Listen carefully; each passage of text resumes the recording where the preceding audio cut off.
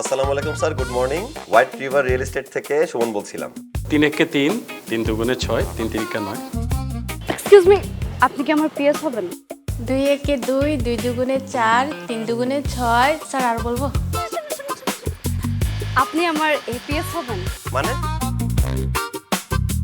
শূন্য ঘরের নামটা বলুন। শূন্য কি নামটা হয় স্যার? আপনার হাতটা একটু আমাকে দিন তো। চাকরিটা নিয়ে তারপর মেয়েটাকে বিয়ে করে ফেলব।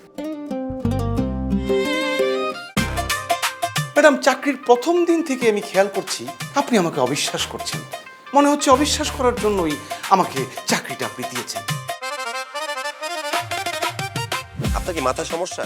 আপনি পাগল নাকি? জীবনেও থাকবো না কারো প্রিয়। এইবার তুমি কোনো না কোনো একটা ম্যাজিক করবা, তোমার গাড়ি বাড়ি সব হয়ে যাবে। আমি অ্যাকচুয়ালি দেশে এসেছি কারণ আমি দেশের জন্য কিছু করতে চাই। দেশের মানুষরাই দেশের জন্য কিছু করতে পারতেছে না, আপনি বিদেশ থেকে এসে দেশের জন্য কিছু করতে চান। আমার চাকরিটা চলে গেছে। সিরিয়াসলি আমি তো সেটাই চাচ্ছিলাম যে না আপনার চাকরি। আমি কি জুয়েলাইজ? সবাই কি জাদু পারে?